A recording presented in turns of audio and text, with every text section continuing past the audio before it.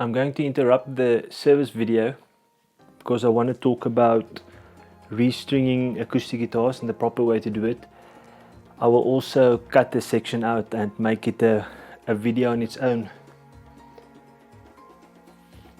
I've worked on quite a number of guitars where the bridge plate of the guitar is damaged due to incorrect string changes or string installations.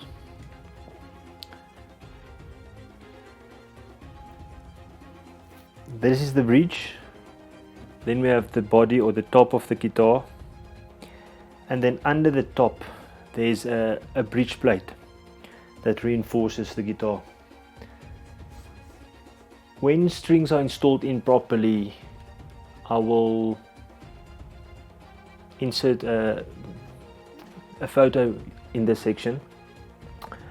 When strings are installed improperly in an acoustic guitar, they tend to damage the bridge plate.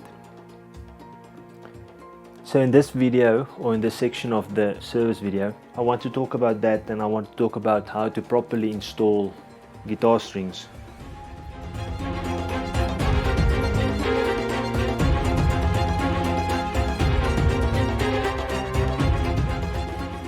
To help me, I'm going to use this old piece of string that I took out of the guitar. I'm going to use this little block with a little hole where a guitar string can fit through, and the bridge pin can also go through there.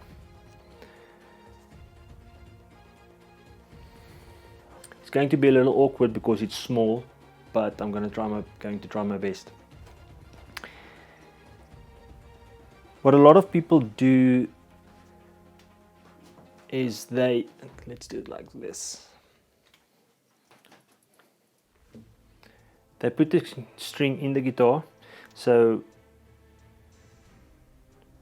let's imagine this is the bridge, the top of the guitar and the bridge plate. So what many people do is they put the string in, then they put the pin in, and then you've got this piece of string hanging here, and then they would pull on it or tune, and they'll pull on it like that.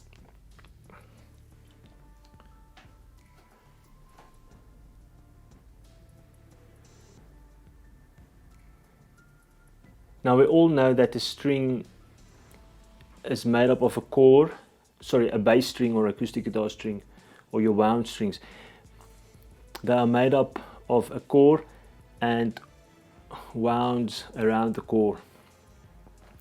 These wounds act as a serrated edge, almost like a saw. Actually, a bone saw is just this. And then what happens is you've got this sawing motion going, which damages the bridge plate.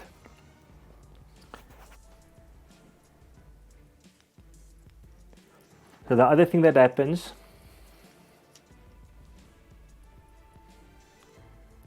they would put through the string, then put in the pin,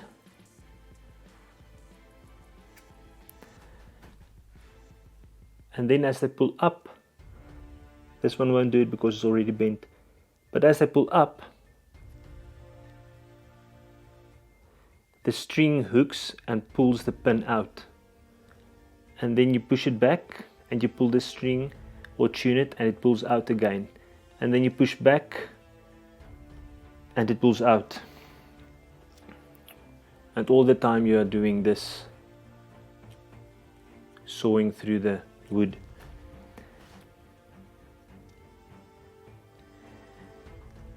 It also leads people to apply extra pressure down on the bridge pin, which then wears out the string holes or bridge pin holes in the bridge as well.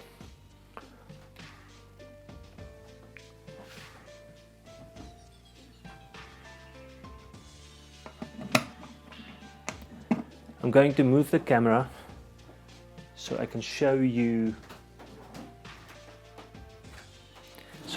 what the bridge plate and bridge pins look like. Okay, those are the holes that come through the bridge, through the top and then through the bridge plate.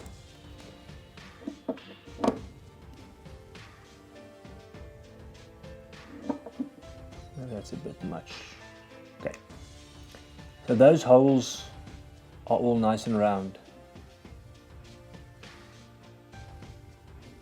The reason for that is this guitar has been coming to me ever since the owner bought it, and I've always installed the strings properly.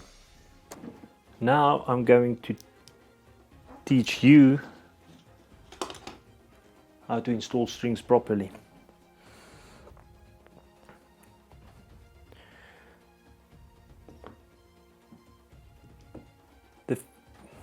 The first thing I do is to take the string,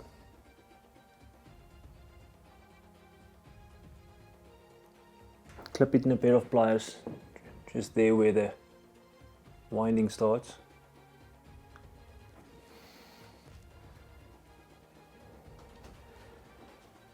Let me just take another string.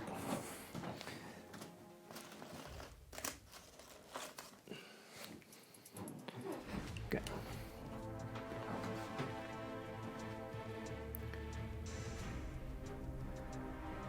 So I take it there, just where the winding starts, and I push it like that and bend it like that. Then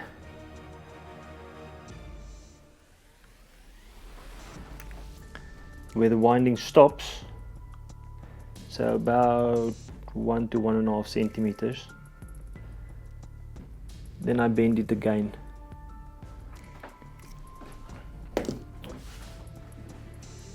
Either that, or I got this nail in a piece of dowel, a 12mm dowel, hook the string around it, we hook the string on the nail and then turn it around the dowel like that,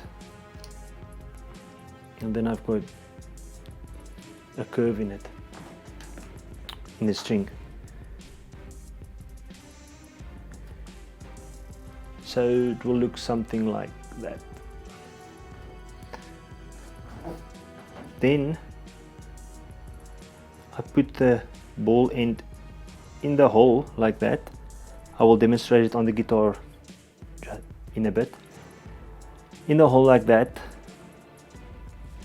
I put the bridge pin against the ball like that, like this, and we want the string to run in the groove.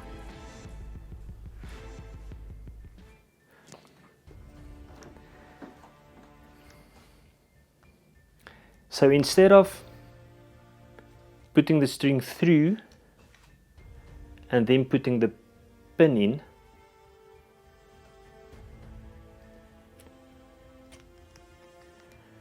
we put the ball end in just like that, and we push it in with the pin, and you'll see that angle.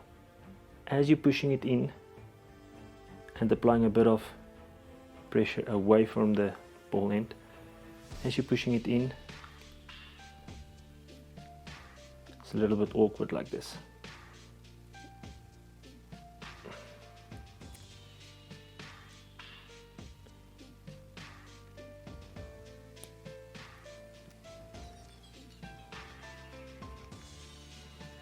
Sorry. So as you're pushing it in like that, it goes in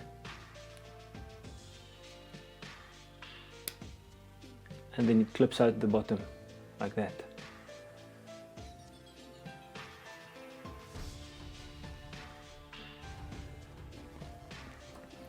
So now so as we pull on the string now, it's not moving up and down, sawing through the wood. It's a bit awkward like this. You'll see it's a lot easier in the guitar. Let's maybe do it like this. So if we look from the bottom, we're pushing it through with the pin.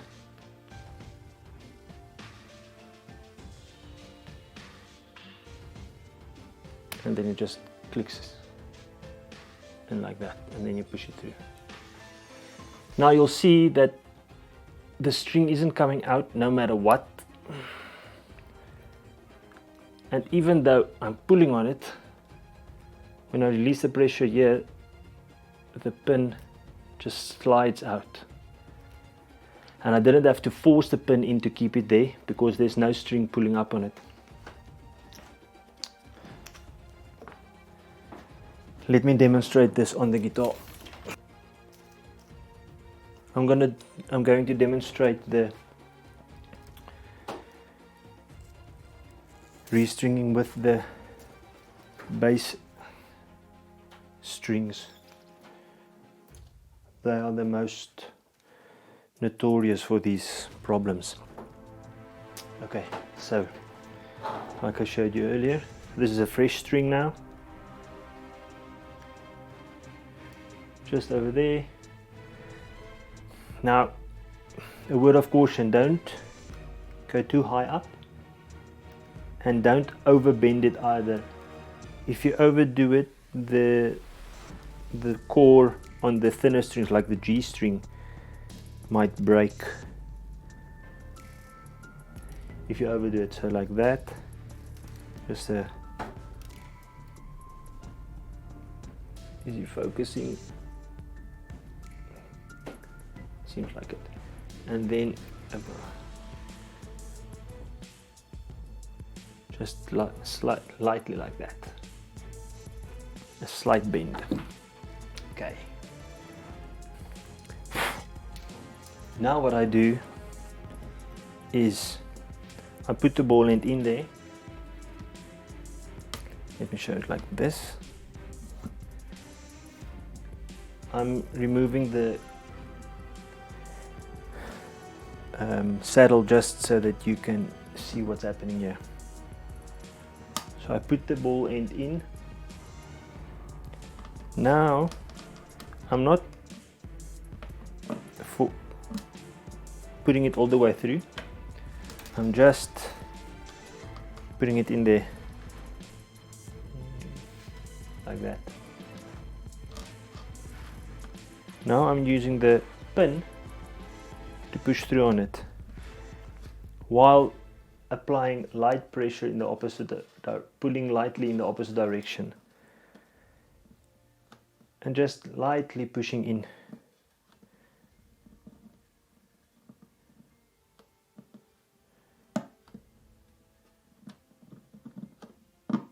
And there I felt the ball end pop in, and now I can just push the pin in like that. And now there's no way that when we tune it, it's going to pop back up.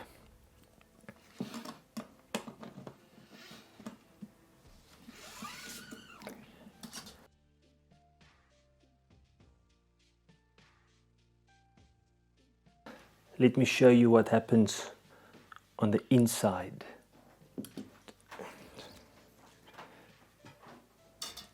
So I'm again going to put those two bends in.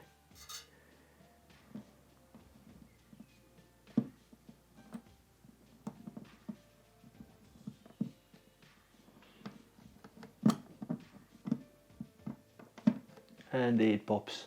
And now the pin just pushes by freely. And the string is loose. It's not forced in. And the pin is loose. It's not forced in either. And if we pull on it, it's not going anywhere. You see the golden one turns around as we turn the string.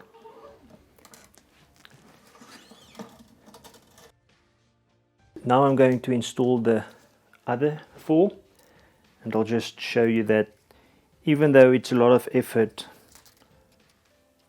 after a while it doesn't take that long anymore.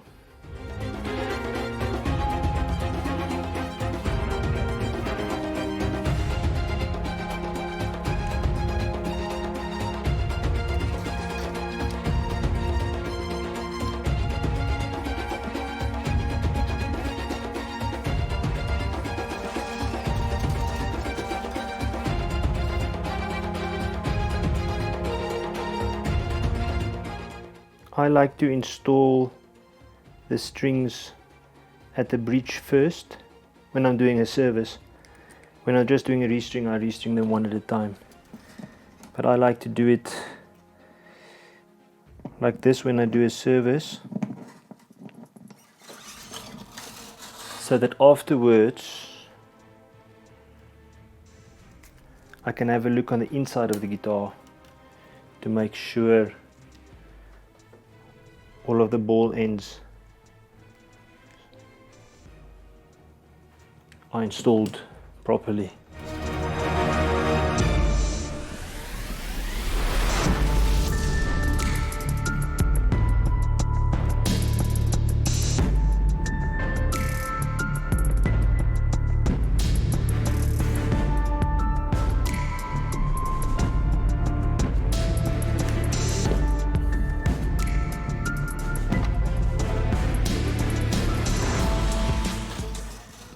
And there we go.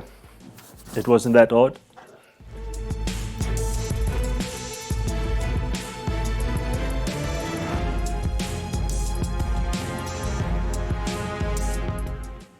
That is what you want to see when you look at the bridge plate. Okay, let's move on to the headstock.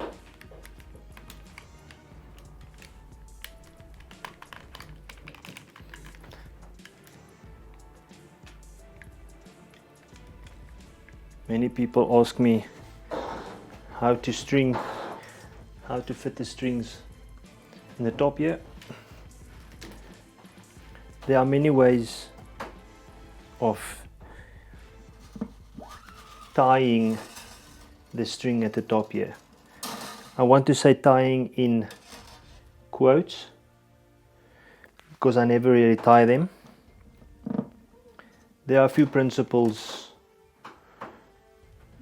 There are basically two principles that are important. Firstly, we don't want the string to slip, and in order for that to happen we need to have a proper, again quotes, knot. The second thing is we don't want the strings to keep tightening when we tune it while we're playing, because then your string gets flat as you're playing and you can continue tuning. And the way to stop that is by not having too many wounds. So what I like to do, to push it through straight like this,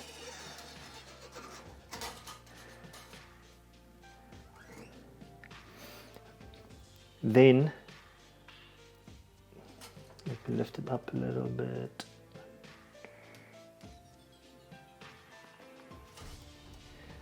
Then I take the string at the nut and I pull it back one fret, and then over there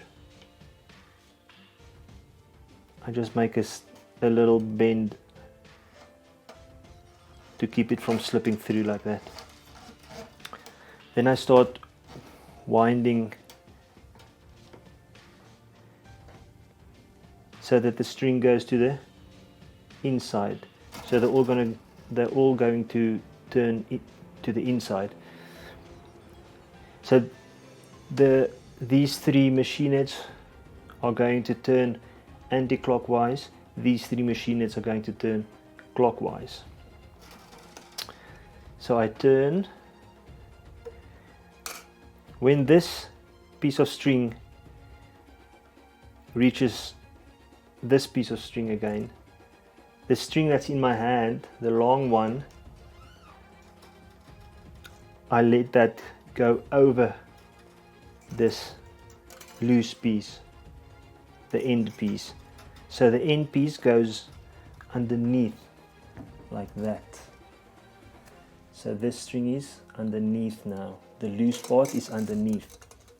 And I keep turning.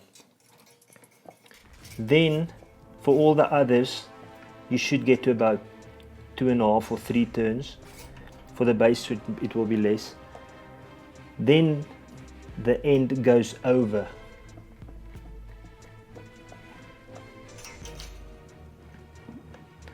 All the while keeping pressure in this direction on the string. Make sure not to hurt yourself with the string ends, so sometimes they just jump from something that was caught. So what I like to do is I like to bend it up over here so that it keeps turning freely.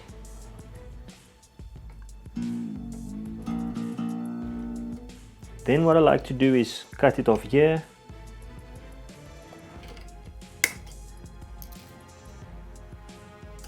and turn it over like this, so that while I'm working on the other strings I don't get caught on a string and hurt myself. Let me do the next one.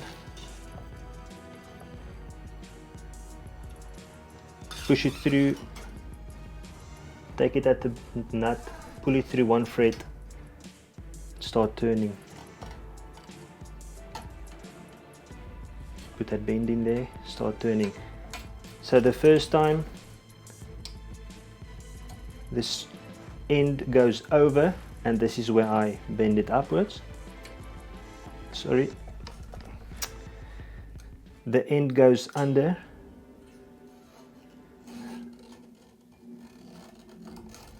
The string goes over.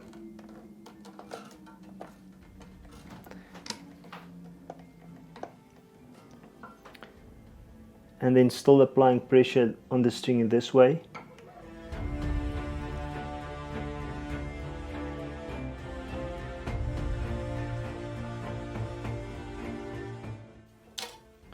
Let me just show you the other way I like to do it, which is usually faster than the way I'm doing it now.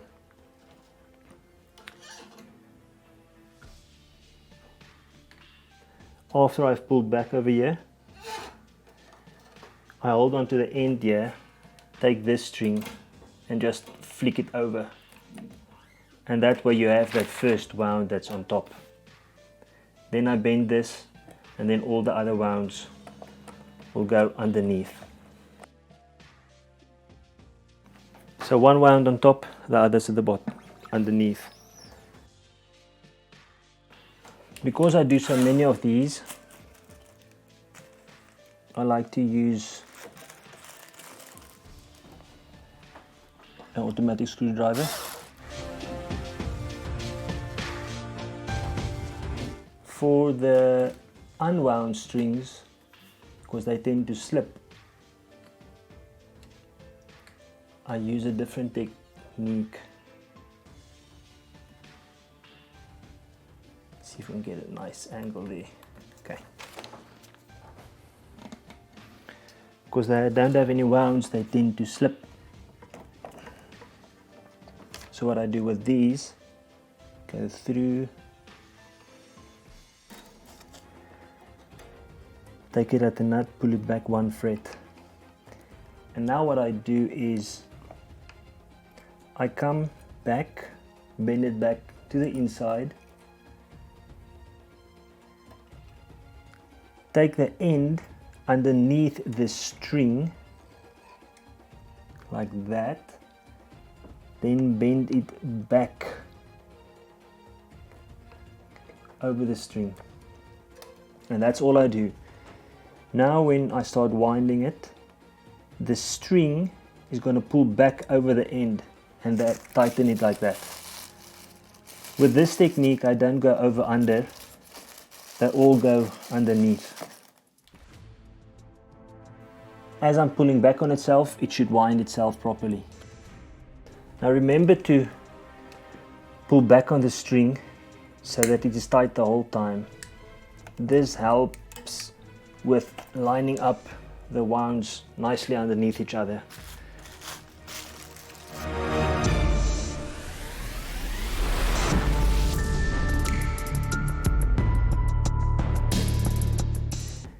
And now I don't hurt myself on the strings.